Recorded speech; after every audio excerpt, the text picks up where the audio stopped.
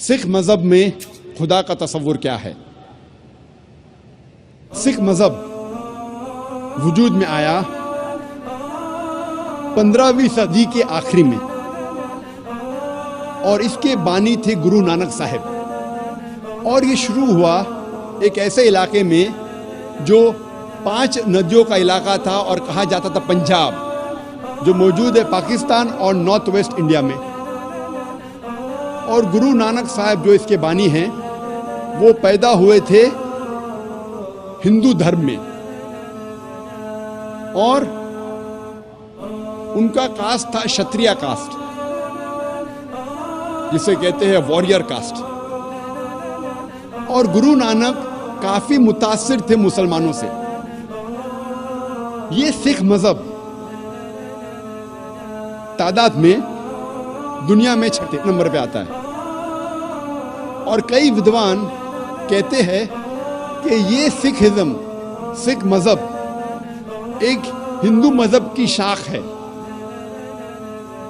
और सिखिज्म, सिख मजहब आता है लफ्ज शिष्या से, जिसके मानी है स्टूडेंट, फॉलोअर, डिसाइपल, जिसके मानी है तालिब,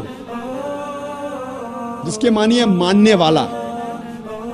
और ये सिख मजहब 10 गुरुओं का मजहब है। सबसे पहले गुरु जो बानी है गुरु नानक साहब और 10वें गुरु है गुरु गोबिंद साहब। और इस मजहब की किताब को कहते हैं आदि ग्रंथ या गुरु ग्रंथ साहिब। सिख मजहब 5 क की बुनियाद पे है। सबसे पहला क है केश, अनकट हेयर, बाल नहीं काटना चाहिए। दूसरा क है कंगा, यानी कंगी, जिससे बाल साफ किया जा सकता है। तीसरा क है कड़ा, मेटल ब्रेसलेट, मेटल का कड़ा। चौथा क है किरपान, डैगर, चाकू, जो अपनी हिफाजत की रखना चाहिए। और 5वां क है कचा, जिसे कहते लॉन्ग अंडरड्रॉ। ये 5 क हर सिख को इसका पालन करना चाहिए।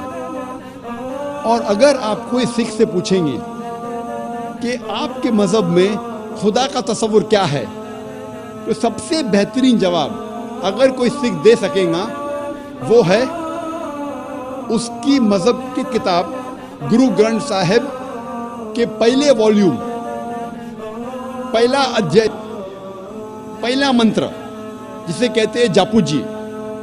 First volume of Guru Granth Sahib, first chapter, first verse called as Japu ji, जिसमें लिखा है कि खुदा एक है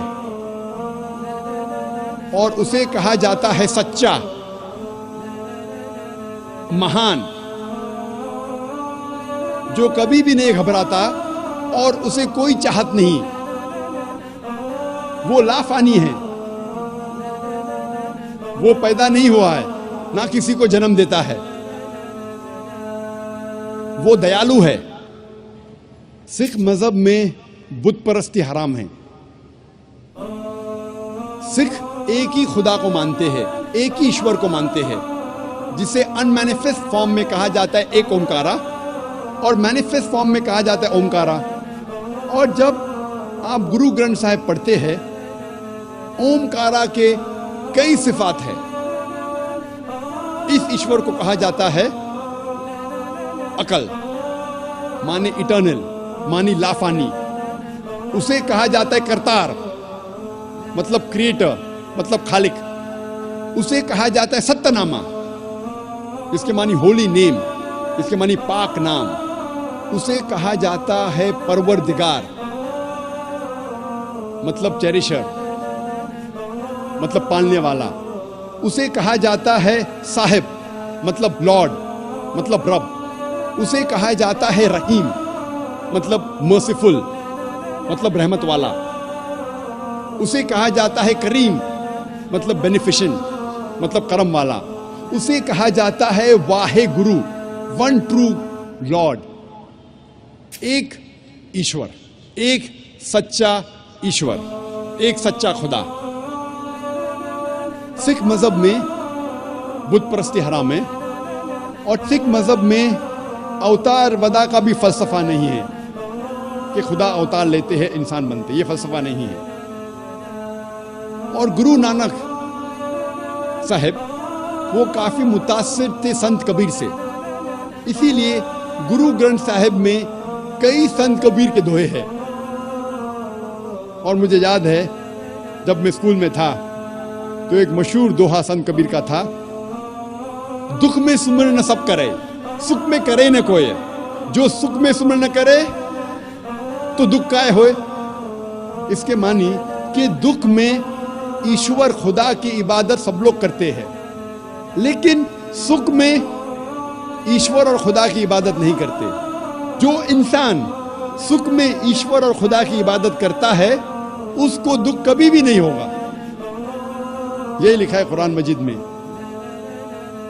सूरह अज़्ज़ुमर में, सूरा नंबर 39 आयत नंबर 8 में, कि जब इंसान को तकलीफ आती है तो रब से दुआ करता है, अल्लाह सुब्हानहू व तआला से दुआ करता है। लेकिन जब अल्लाह सुब्हानहू व तआला उसकी तकलीफ को दूर करता है तो इंसान रब को भूल जाता है और रब के साथ दूसरे को शरीक करता है। जब हम सिख मजहब की किताबों का मुताला करते हैं तो हमें पता चलता है कि सिख मजहब में भी लिखा है कि खुदा एक है, ईश्वर एक है और सिर्फ उसकी इबादत करना चाहिए, और उस ईश्वर की, उस खुदा की कोई मूर्ति नहीं, कोई बुत नहीं, और सिर्फ उस ईश्वर की इबादत करना चाहिए।